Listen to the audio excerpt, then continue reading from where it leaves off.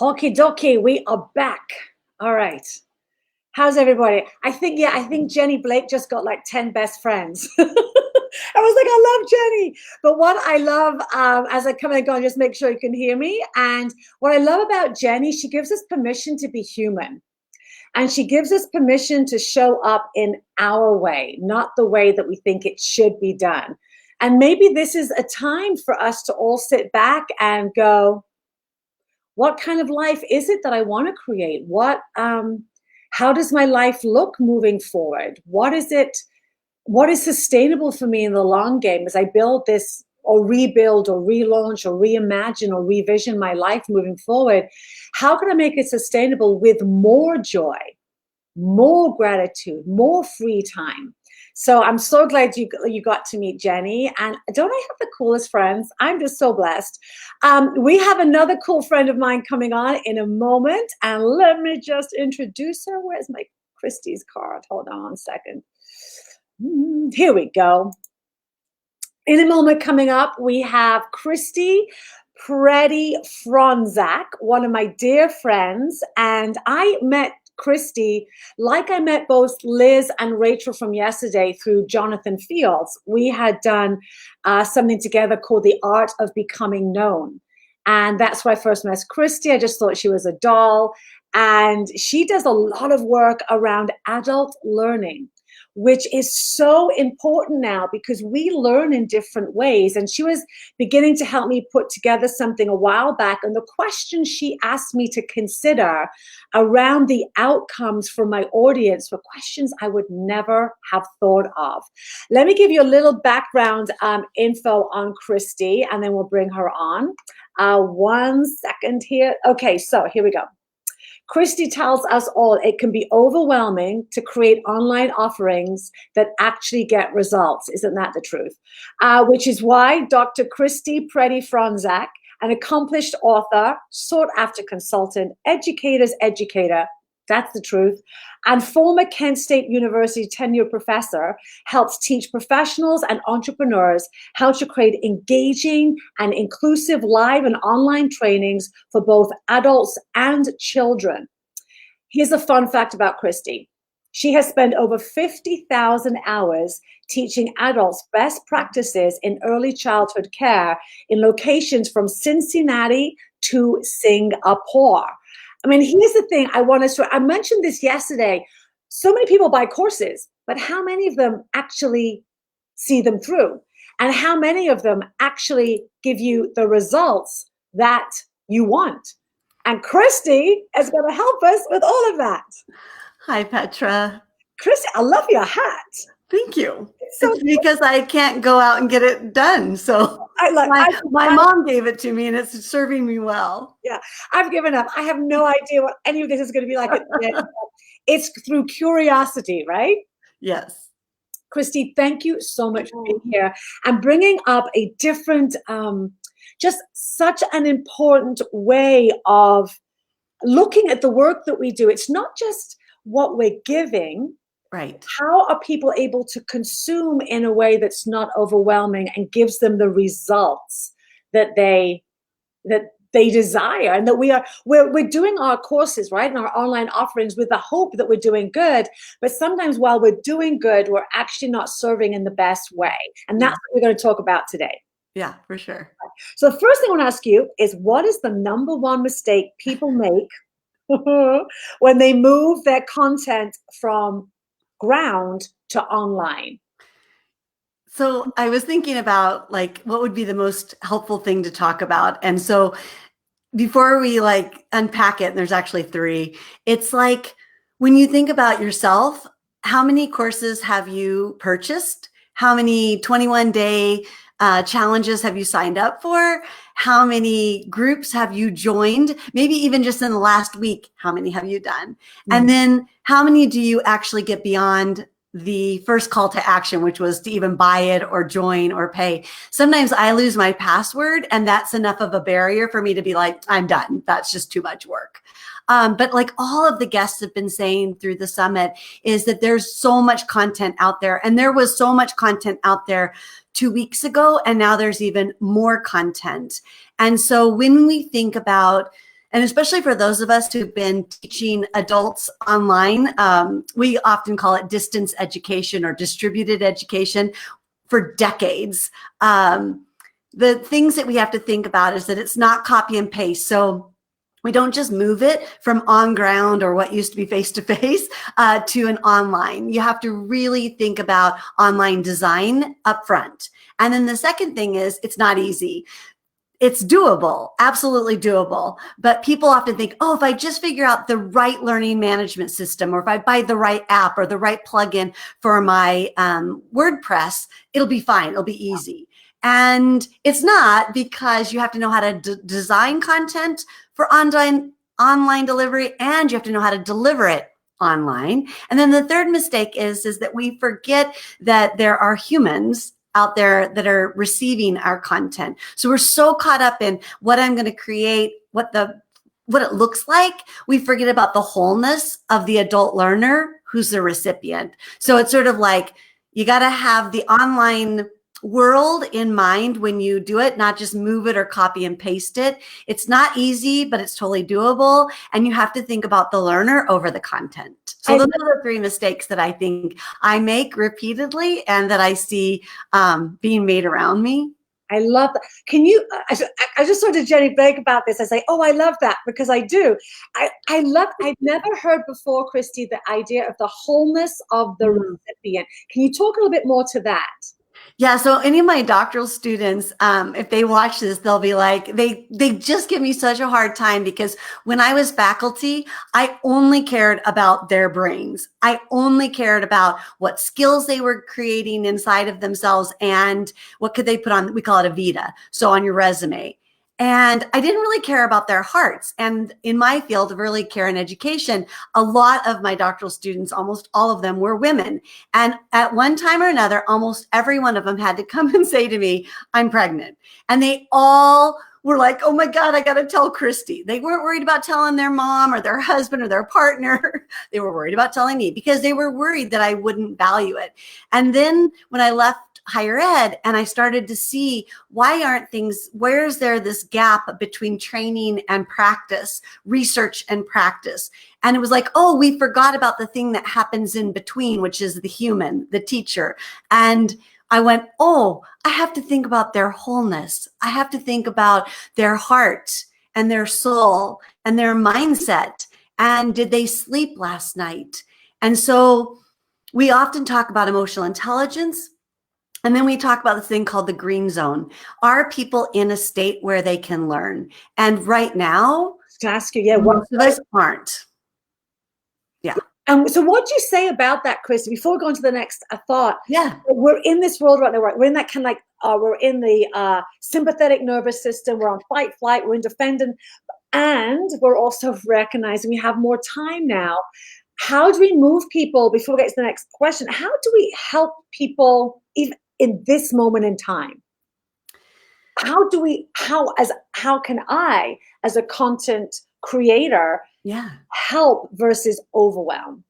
So everyone's different. So unlike Jenny, I'm the complete opposite. I was just listening to her and I'm like, I'm pretty sure I haven't worked 20 hours only in a day.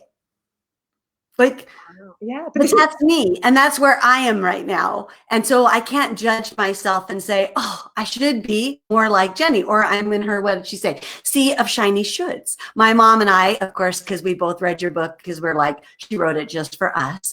So the woulda, shoulda, coulda of the rumination over reflection, she and I remind ourselves that all the time. So you have to think about when you create, an invitation, when you think about your content, is that people can be picking it up at lots of different times.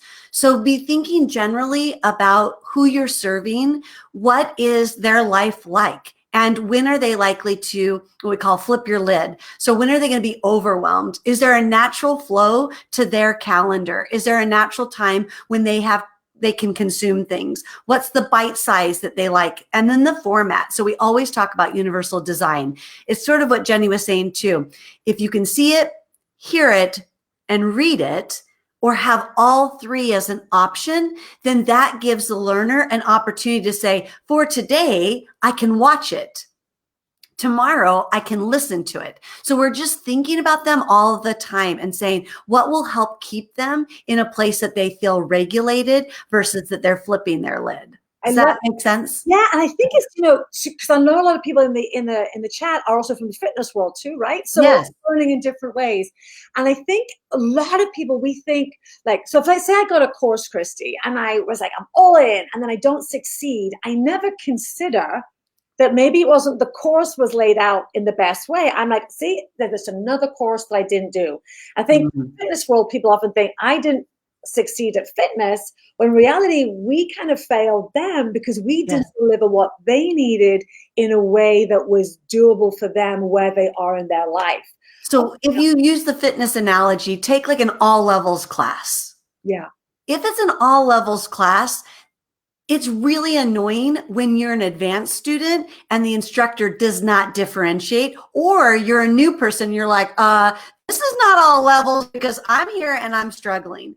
When you have an instructor that can masterfully bring it up, put it right here, and layer it down, and down is not lower. It's just for, like you were saying earlier, where you are now in your life, what kind of fitness you want to engage in, but that you feel like, I'm just as cool as everybody else in this space.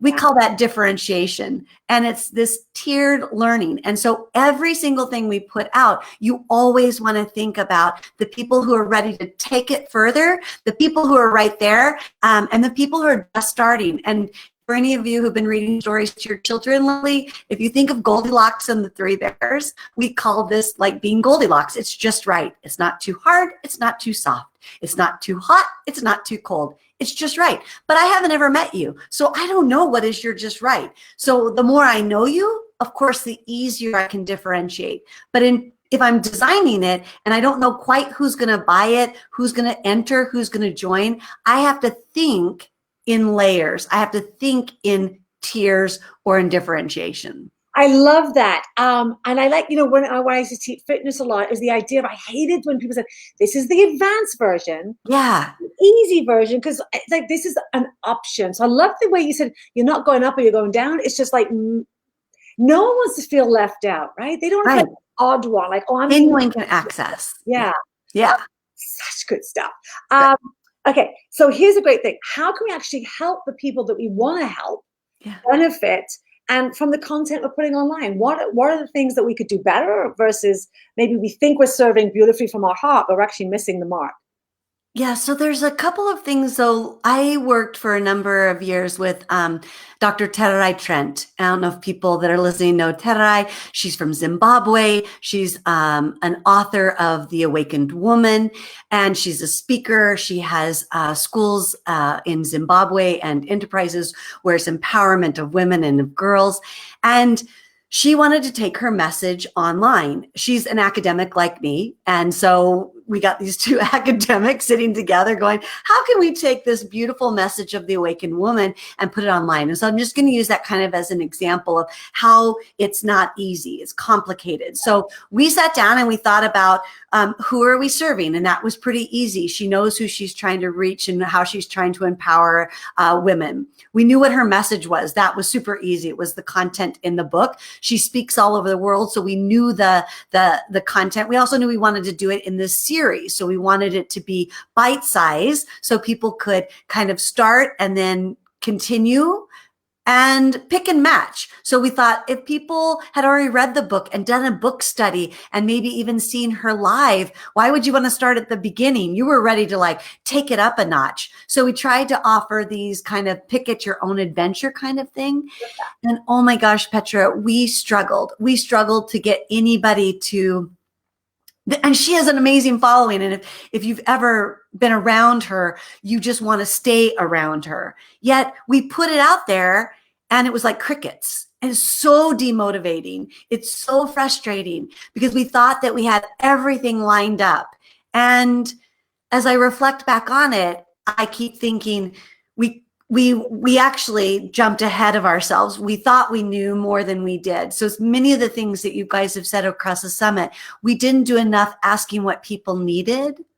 We thought that we knew what they needed. Right. And so it's that don't feel right for me right now, it may feel like this is my only chance to pivot or move to online. But maybe doing a full-on course is not what you need to do online. Maybe it's doing, I've even encouraged some of my colleagues to start a blog, which is counter to many of the innovative things we've heard this weekend. But it's like, go old school for a minute. Like, if you're a good writer, maybe just blog every day and show up and serve your people in a consistent way. If you love to be on Instagram, do that for a little while. But kind of connect with your people and find out what they really need right now versus like, oh, this is the only way I can generate revenue. So it's this back and forth, put it out, test it, ask, shift it a little bit, tweak it a little bit. But then, there's marketing still. There's how you design your subject lines. I won't lie, like that's still part of it. Even once you get the adult learning and the content universally designed and accessible, you still have to figure out how to put it in a place that people can consume it. I know, but all of this true. And what I love what you're saying, Chris, you were so honest with it. The way we're going to get closer to figuring this all out is get your stuff out there. But yes. I also love you when you said it's also demoralizing when you think, I've got the best thing ever. I'm going to change the world. And you put it out, it's like, cricket, total cricket. And I've got Tara, and I've got, I would like to say me. How could this not be a perfect match? And so I share that to know that it's just that thing, that you can't just copy and paste content from a book or a speech, and now it's an online course. And it's not just as easy as, we figured out how to do it in WordPress and protect your content. And it's not just the content. We had to think about the wholeness of these women we were serving. Yeah, amazing. Yeah. So thank you for being so truthful, because I think it's, I struggle with this all the time. It's like what works in one place doesn't necessarily mean, like even when we were going to work together to bring my book online, which I couldn't do.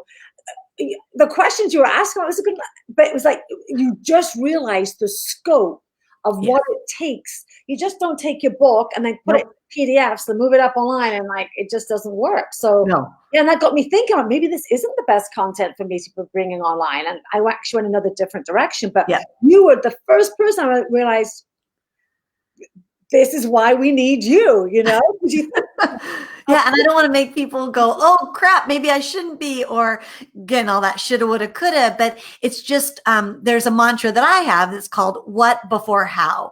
And when we're super, super clear, and I don't mean content, I mean, what is it that you are trying to accomplish? What is it that you want as an outcome? And that's more for the learner and what you want for them, short-term and long-term. Not what do I want? I want to make money. I want to be of service. I want to get more people. I think what's so demoralizing or demotivating is that so many of us have something that we know will help. Let's say you're going to do a class and you know that it will help me if I would just show up and take your class. Yeah. Or maybe I show up once, but now I don't come back, and you know that it's the repeated benefit of the showing up. And so it's that you got them in the door, but then they never logged in again. Yes. It's like, okay, I've got your $20, but you didn't get what I had hoped for you. So that's what I really mean about what before how. Yeah.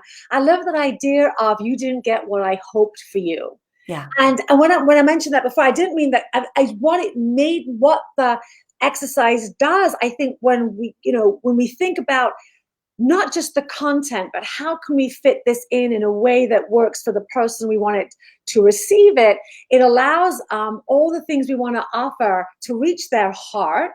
Yes. And then, but even that, we all learn in different ways. Chris, I know you have a system, right? That like a 6-point system. And I'm going to actually step away from one. And this is actually great timing because I've got to check my internet connection. Okay. People in my building, I'm like, I've paid thousands of dollars to get so I'm going to step away, let you hand this over. And I am learning so much. I'm so glad this is recorded. And a lot of people saying the what before how. So I'm going to move up your slide. Okay. And you just let me know I'm right here. Yeah, to come back. You're good. All right. My husband will say I can talk without an audience, so it's all good. You and me both. I'm glad it's not just me. All right, here we go. Yeah, and the good thing too is my colleague Ashley is in the chat today. So if there's something that I mention that you want or we need a URL, Ashley keeps me sane every day, and she can drop something in the Facebook thread as well. So we have this thing called a mix of 6, and this is sort of a way to think about what before how. We use this across ages. So if I'm working with a preschool, early childhood teacher, I'm going to ask them the same thing. If I'm talking to a faculty person, a fitness expert, an entrepreneur, or Tara Trent, I'm going to ask the same question. You just have to think about who it is that you're serving.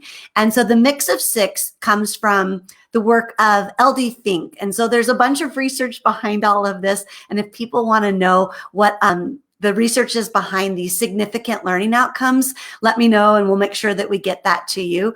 But the idea is that I use a Trivial Pursuit analogy. So a Trivial Pursuit game. So how many of you played Trivial Pursuit? You can kind of drop it in the Facebook and say, oh, I'm the best at Trivial Pursuit. Or like, I hate Trivial Pursuit because I'm only good at history, or I'm only good at science. I'm terrible at both of those, actually. And the problem with Trivial Pursuit is you cannot win unless you have each color of the pie filled in. So you might be like great at 5 of the 6 and your pie is almost finished, but you still end up losing because you can't get that pink or that blue. And so what this work is saying is that to see the wholeness of the adult learner, we have to think about a mix of 6. And so there are 6 pieces of our Trivial Pursuit pie game. And these are 6 different outcomes. Ideally, any offering that you put online, we'll just use a course as an example, but this could be a 21-day advantage. This could be a Sunday morning meditation. This could be a Facebook group where you're coming together as a community. It doesn't really matter how you're gathering online, whether it's your podcast that you're delivering, a vlog, whatever you're kind of putting out in the world. Even if you're just someday back with human beings and you want to be with them, these 6 still apply. So you want a mixture. You want all 6 if possible, but it's not always. So then you want to look for the cross of the 6. So if I'm going to pick something like information, I want to pair that with emotional intelligence. If I'm going to do caring, I want to pair that with application. So at a minimum, you want to pair up across the mix of 6. This will start getting you close to that sort of wholeness of the adult learner. And it's really thinking not about, I want them to, let's take Petra's example. I want them to have the benefits of a fitness program, or I want them to have a quiet mind, or I want them to feel good about their bodies. Okay, that's a start. And then you want to kind of take those and say, but what is the benefit short and long term for the learner?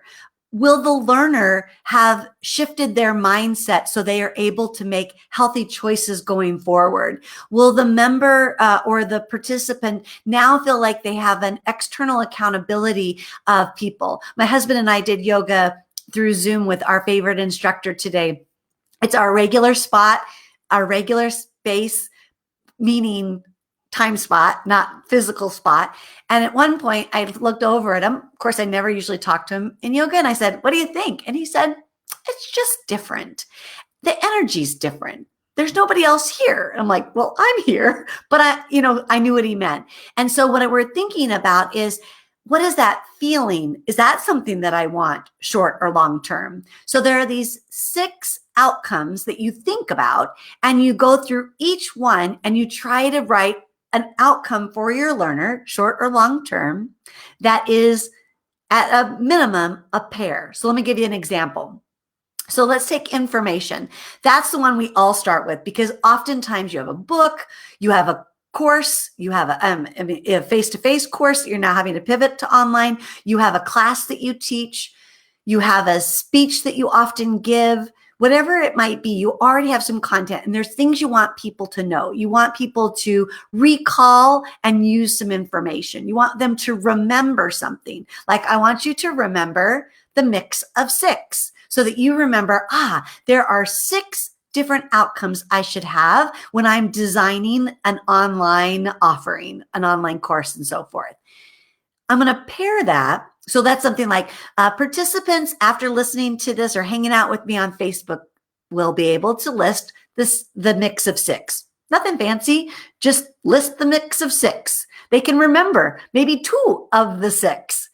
Then I want to pair that, let's say, with emotional intelligence. So emotional intelligence is I want people to have greater self-awareness and greater social awareness. I want people to understand themselves better, and I want them to understand others better. So for our conversation today, one of my outcomes was that you would really think about your adult learner as an adult. When are they in that zone of optimal learning? When are they ready to consume? You can launch it on your schedule and be ready to go, but they're not ready to consume it. So maybe now is time to be creating, but you're not quite sure when you're going to launch it. Maybe it doesn't make sense to launch right now, or maybe it makes great sense to launch a small bit of it and do a test and see if people are ready for that message. Does that make sense? So we're thinking about their emotional intelligence. So I want to think about the content, how I package it, when I deliver it, and then go back to that sort of tiered or differentiation. Have I thought about who's ready to go further and deeper? Who's ready to just stay right where they are and feel really good about it? See more examples, get more opportunity to practice, revisit, spiral back. And who's like, I'm still trying to remember why I bought that course. How can I enter? Where's the entry point for me?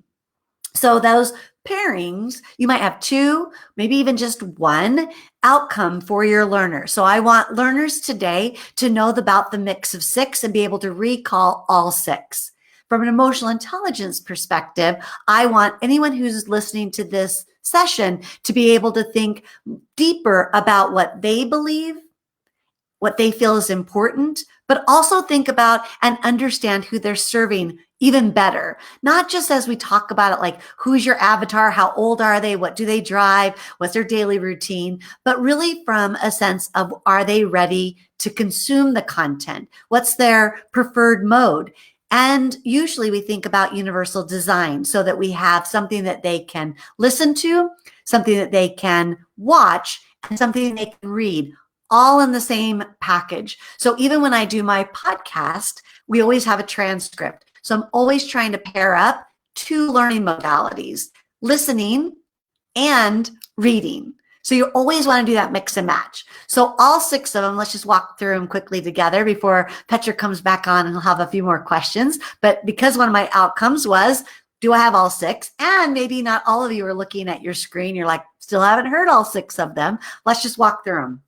And there's not an order. I usually just start with the top right-hand corner like a clock, but that's just me. So I usually start off and I make myself sit there and go, what is a foundational outcome that I want? And I just brainstorm, almost like if any of you have to brainstorm, like Marie Forleo says, a subject line, and she makes you do 25 until you come up with the best subject line for your email. Do that same thing. Just try to write something about, do I want them to list, describe, identify, recall, state, and just try to make those couple of statements. The second one is application. What do I want them to think more about? What do I want them to sort of how to?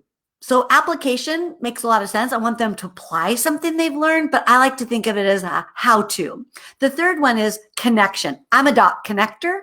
So how do I want them to connect between things? So I want them to compare and contrast. I want them to know how things relate, how things are same and different. If any of your kids are at home, if you're watching Sesame Street and you're like, same and different. That's what we mean by connection. So is that something that's really important as you think about how people are consuming your content? Then we go to emotional intelligence. That's the 4th of the 6.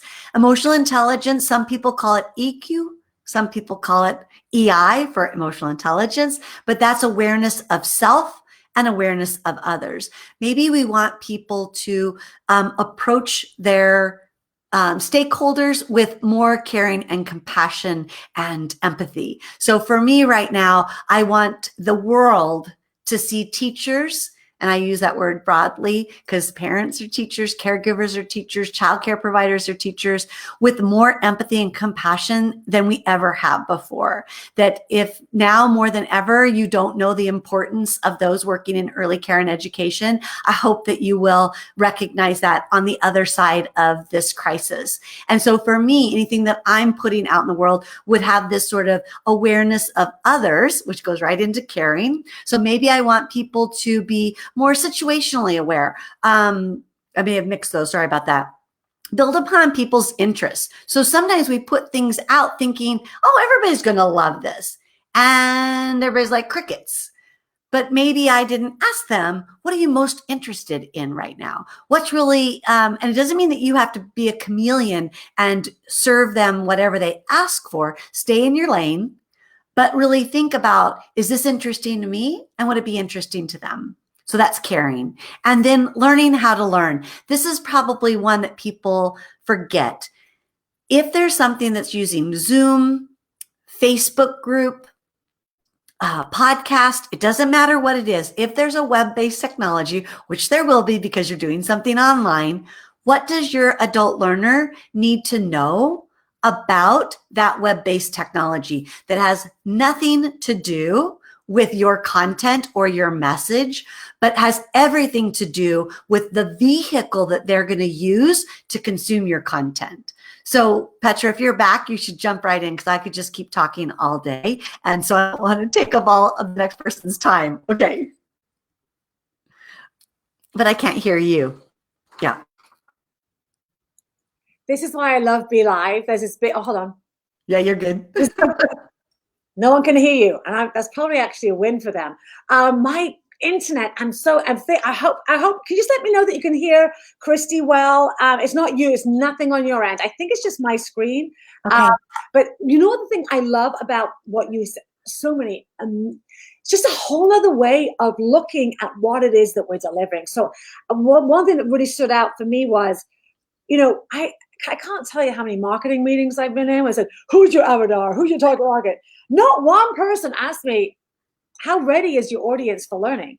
And how do they learn? And how do they feel most successful? So this is something we really need to be thinking about. And this is why I just like such an important part of the conversation. And you are just such a, oh my gosh, such, look again, it's like these people have like, you know, you have these amazing friends that girl, you are so genius. And right below in the scroll right now, write this down because these are just some of it. Christy, you can find Christy. It's christypf.com/checklist. That's my girl, making it easy to remember. Make it easy to remember. Thank you so much. So yeah, guys, we don't have much time, but because there's Christy's heart, she's a busy woman. Let me know if you have any other questions around this, because you're the first person we're kind of talking from a different angle. It's like, yeah. Well, and I can maybe tell you really quickly if you're like, well, what did you and Tara figure out? And to be honest, it didn't come to me until just now. Oh, see? Yeah. It's like, oh, that took a year and a half. So I think I should text her. What was it? But it was because people love her. And we made an asynchronous on-demand course that you would be doing in isolation. They want to be with her. They want to be in community. They want to be with other women who are like, holy crap, I've been silenced and I don't want to be silenced anymore. And we created an on-demand, asynchronous, do-it-your-own pace, by yourself course. Yeah, that's what it was. But I'm just curious now, Christy, because of the world that we're in right now, right? Even if they wanted to be with her, they couldn't. So yes, but we could have created a Facebook group. We could have done a Zoom thing. We could have done even live chats that were short, like anything where they got to connect with her. But this was a while ago, and we were trying to do like the multiple revenue stream. And she, like the rest of us, can't be flying from Zimbabwe. And this was when we were allowed to fly, right? All over the globe. And we were trying to create another revenue stream. And we wanted a price point for women that were of all income levels. Yeah. And not everyone can afford to have her be a keynote or travel to see her. So Right. that was our mentality, was to serve more women, to support more women who were excited. But now that I think about it, they wanted to be with other women. Well, maybe now is the perfect time to bring it back and add that piece in, right? Because Yeah. I don't know if that helps anybody, but sometimes a real life example. No. And it just got clear. And maybe it helps to know it takes a while to get clear. Oh, I know. And I know for me, Christy, I'm launching my first course in 2 weeks. And I kind of priced it. I've broken it down into multiple pricing options because I know money's an issue right now. So I've added more and more tiers of how to pay, small increments. I've added more live stuff, especially through these next 4 months. But I'm also trying to position it. I want people to go into the course and the community. Yeah. I think I don't care who you are, whether it's, a course alone we're really lonely right now. So I think that's just almost like the anchor to use the community. It's the anchor for the community. Yeah. Oh my gosh. Cool. You're so smart. But everyone's just saying yes to that. Any questions? Because Christy has to go and change the world. And so good. I'm getting that checklist too. Everyone's saying so helpful, Christy, because this is stuff that we don't think about. And it's almost like I think you put this at the top. This is where you begin. And then you do all the trickle down. How's it come? What's the content? How are you going to deliver it? And just asking these questions, sorry, Petra, asking these questions will make you spiral back to what is the situation right now, or what is my avatar experiencing right now? And so it can become fluid, but it's always where I make myself start. If somebody asks me to come and speak, I say, what's your what? Right. What is your outcome for the people who will be listening to me? Yeah. So important. And Betsy says, I'm not understanding a word being used. It's avatar. Yeah. It's just a fancy word. Sorry. Who are the people you love and serve? People you love and serve. Yeah. Just fancy words for who do you want to be in front of? Who can you help? Yep. Yeah. Great question though. Christy, I adore you. The audience is loving you. Thank you so much for sharing your wisdom, your heart, and this just whole nother way of thinking of things. Well, thank you for having me, and thank you for all that you continue to teach me and my mom and all my friends about perfectionism. And I adore you. Thank you so much. Everyone, thank you for your information, and we'll be in touch. Thank you. Okay. Bye. Oh my gosh. That to me is so powerful, right?